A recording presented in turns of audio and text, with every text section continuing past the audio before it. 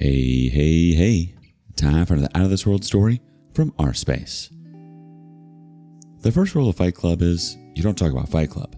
But apparently, the first rule of your own house is you don't walk in and catch your spouse cheating, naked, on your couch, with someone else. Today on rSpace, we're seeing what happens when the things you own end up owning you. My wife and her affair partner assaulted me when I caught them in the act. I made sure it cost both of them their freedom. I'm writing this from a very bitter place in my life right now. Being cheated on is one thing, and that's a thing that I might have been able to move on from. But my wife and her affair partner have made it even worse for me. I feel so depressed and my mind is just full of violent thoughts. I know a lot of you want to tell me to man up and stop whining, but I went through a lot more than I deserve to go through. I don't know how to recount what I've been through, so I'll start by giving you the necessary background to my marriage with Rose. I'm 33 and she is 32. We met several years ago when we were both just fresh out of high school. I met her during a tour to one of the universities that I wanted to attend, though I eventually went somewhere else. I got her number and from there, we were really good friends. We didn't date until we both had graduated from college, and I ended up in the same city as her for work. That was when we realized that things might work if we took things to the next level, so we did. To be honest, I always liked her in that way, but I never made a move because of the distance. I hate long-distance relationships. We dated for several years, and then I proposed. She said yes, and we've been married for the last 5 years. I thought that things were fine, but clearly I was a fool because I didn't even know the truth about the marriage that I was in. At the start of things, Rose was a very intense lover, and I think they convinced me that I was never going to have to worry about infidelity or anything of the sort. It was so clear that she loved me. When the intensity of her love started to drop, I just assumed that the honeymoon phase had fully worn off and we were still going to be fine with each other. However, she became a lot more absent-minded. We could be having an important conversation and I'd spot her typing on her phone, only half listening to me.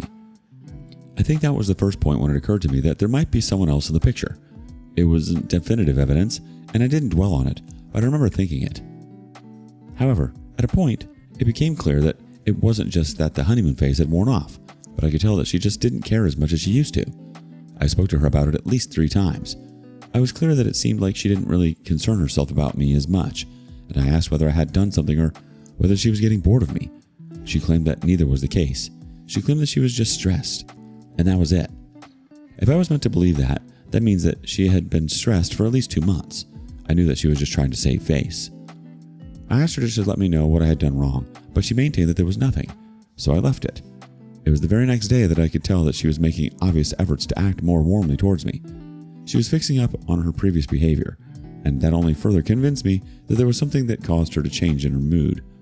I brought her attention to how obvious it was, so she chose to try and fix up regarding it. That was the point when I decided that I was going to go through her phone, and that was also the first point when I seriously considered the fact that there might be someone else in the mix. It seemed like she simply had no more energy for me and she preferred to give it to the mystery person. So, when I checked her phone late that night, I was able to see her conversation with a guy named Dennis. They had been speaking for at least half a year, and then the guy started to flirt. She didn't even attempt to deflect him. She accepted his words openly, and then she started to reciprocate.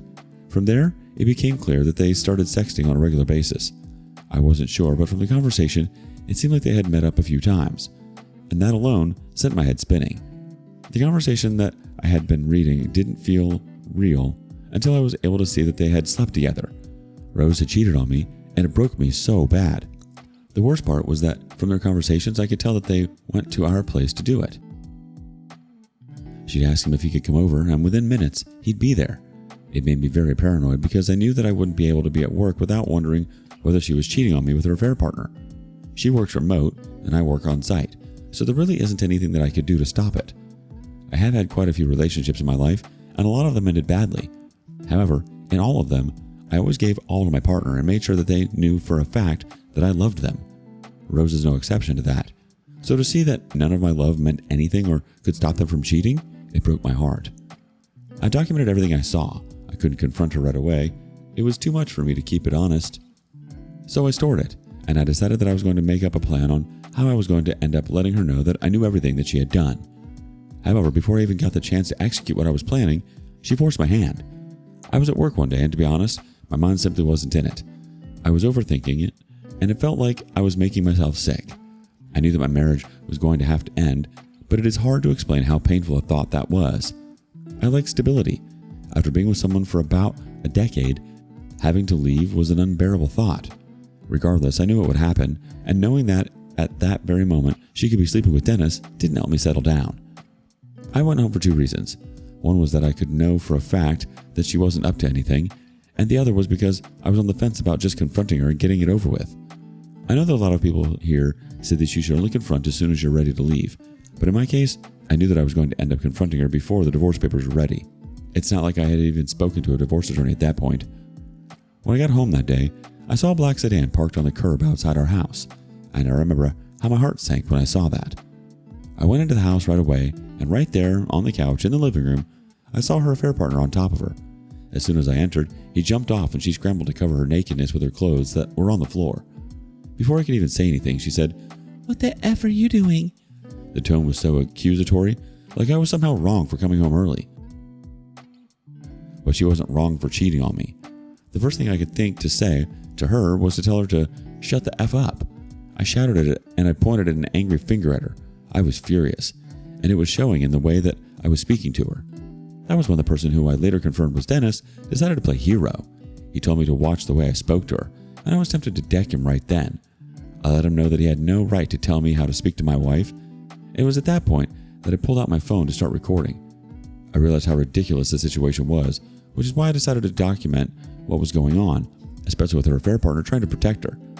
I told him to get out of my house, but he just stood there, trying to be threatening. I called her all sorts of names. I can't even keep track of everything that I said, but it just came out with how angry I was. I'm sure she had never seen me that angry before, and she seemed scared of me.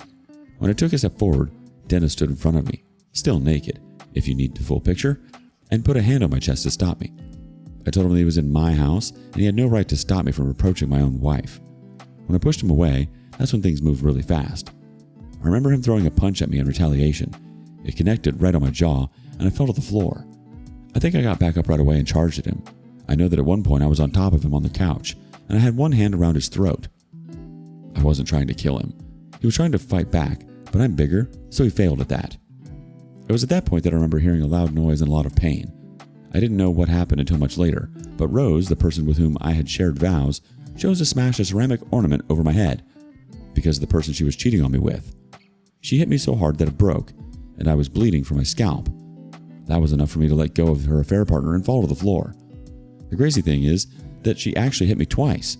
The first time, I let go, but it was the second time that she hit me that the ornament broke. This is where it gets really messed up. Dennis thought that was the perfect chance for him to get on top of me and punch me 3 or 4 times while I was down. The only reason he seemed to stop was because Rose screamed. I was only able to piece that together because my phone was still recording, though I only had the audio to go by at that point. It was halfway between the couch cushions. I felt like I was in really bad shape, and I tried to find my phone while I was on the floor, but I couldn't find it. I knew I needed to call the police, and I wasn't sure if they were going to. The police did come eventually, and I learned that both Rose and a neighbor who heard the scene had called them. I was taken to the hospital, and thankfully, I didn't have any fractures in my skull, but I had to get stitches on the back of my head, my lip, and on my cheek. I spoke to the police and I explained exactly what had happened. I told them that my phone had been recording at the scene, but I didn't know where it was. I assumed they had taken it, but it was between the couch cushions. The recording helped back up everything I had told them, and even helped provide some context for the parts that I couldn't really narrate. It sucked that I couldn't maintain the video recording, but the audio was good enough for the end. I learned that Rose and Dennis had told the police that I'd come in, seen her with another man, and instantly gone berserk on him. They said I tried to choke him to death, which was backed up by some bruises on his neck, and Dennis had retaliated. The extent of injury between the two of us was what gave the officers pause, and when they questioned Rose and Dennis separately, the stories they gave were different at some pivotal spots. I think it was the recording that saved me, because it clearly showed the point where Dennis had stood in front of me, touched me, and then struck me after I pushed him aside. After that, the phone went flying out of my hand, but you could hear the ornament hit me, and you could also hear him as he punched me when I was on the ground. My story aligned with what the recording captured, but neither of theirs did, because they weren't thinking of the recording when they chose to lie. Both of them were eventually arrested, though bonded out on charges of battery and making a false statement, and she got a domestic violence charge with that. Apparently, Dennis resisted arrest when they came to get him, too. I don't know how things will end for them, but it seems I'm going to need more than just a divorce attorney at this point. I'm healing up okay, though I won't lie. I'm very jumpy when people move suddenly around me. Being ganged up on by my wife and her affair partner was not on my to-do list for the year. I know that I'll be better in due time. For now, I'm going to make sure that I get the divorce finalized. Whatever happens with Rose and jail is none of my business. I just want to be okay at this point. Update. First, let me let you all know that I'm doing much better. I'm in good health and my injuries have healed. And as far as I know, everything is all right in my head. I'm glad that I've been able to bounce back to this extent. Now, on to what I know that we all want to talk about, and that's the situation with Rose and her affair partner. Well, I'm glad to let you know that Rose is now my ex-wife. I started the divorce process before my stitches had even been removed, and I made sure that she was served. She didn't say anything about it, and she signed the papers right away. I didn't make the mistake of assuming that she was going to be cooperative, though, because when we got to negotiation, I realized that she wanted to milk me dry. That wasn't going to work because I wanted her to get nothing. My lawyer told me that nothing was unlikely, but I didn't want to be the one to make things easy for her, not after what she did to me. We ended up going to court, but she was going through her legal process with her battery and domestic charges at the same time. I know she pleaded not guilty to her charges, however, her actual trial started before our divorce was finalized. The evidence against her wasn't crystal clear. The video never caught her striking me, and it was basically just based on my account, my injuries, the scene that the officer saw when they came, and audio cues in the recording that I had been taking. But thankfully, it was enough for her to get sentenced to 6 months, though it is very likely she won't serve the whole jail term. To say that made me happy would be an understatement. I was actually so glad to know that she was going to have to go to jail, and I'm sure that the injury she caused me was a big reason why she didn't get off with just a slap on the wrist. Since I'm already talking about jail, this is a good point for me to mention that Dennis got it much worse. He already had a record, including a previous violent offense, which made it all make sense. He was way too eager to batter me when I was already down. It's pretty wild to think that's the kind of person that Rose was cheating on me with. He got 18 months, which is good enough for me. It seems short, but I can't claim to fully understand how the legal system works. I had to complete my divorce proceedings while Rose was locked up. Her trial concluding really slowed things down because the divorce should have been over way before. Thank goodness for technology because that made things a lot easier while she was in jail. We were able to hold our sessions with the judge without too many hiccups, and it was clear that the judge wasn't impressed by the fact that she was suddenly attending court from behind bars. I knew that was going to give her a much harder time with him. Ultimately, I was able to keep the house, which made sense since she wasn't even around. There was no need to split any money since we had separate bank accounts from the start. I had more money saved up than her, but the judge felt there was no need for a 50-50 split because she had to sacrifice something for her behavior. She wanted alimony, but that didn't come for her either, and I'm especially glad about that, because I'd go mad if my paycheck was being garnished to fund a felon's bank account. The only thing that she was entitled to was the lump sum from splitting the house between the two of us. I was going to sell it anyway because I couldn't live in that house after the bad memories that had been associated with it. That's still pending, but I made sure that she got her cut because I need to get her out of my life promptly. It's one thing to be cheated on. That's one form of heartache to deal with. However, having your cheating wife's affair partner assault you and then having your cheating wife join in, that's something that I'm sure a lot of people have never experienced and absolutely never will. I certainly hope that'll remain the case. At the end of the day, though, justice was served. Both of them have ended up behind bars, and I didn't even lose that much in the divorce. I pretty much lost nothing, and I guess it helps when your wife and her affair partner nearly kill you when you confront her over cheating on you. She has never even tried to explain herself or to apologize for the whole thing.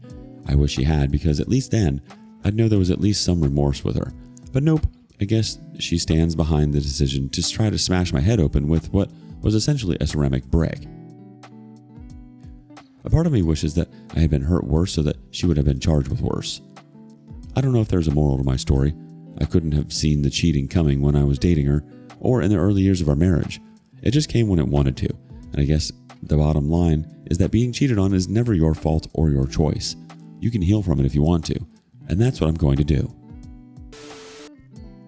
I can't even get past the part where you walk in and she goes, "What the F are you doing?" Like, seriously? You're walking into your own house and she's naked on your couch with another man, and somehow you're the one in the wrong? Everything she did after that, trying to hit you with a ceramic ornament, letting her affair partner attack you, lying to the police. It all just cements how toxic and unhinged she is. Good riddance. You got rid of a person who had zero respect for you, your home, or basic human decency. What would you do? Thank you for joining us today on rSpace. Be sure to like and subscribe and hit that notification bell so you don't miss out on our next video. See you next time.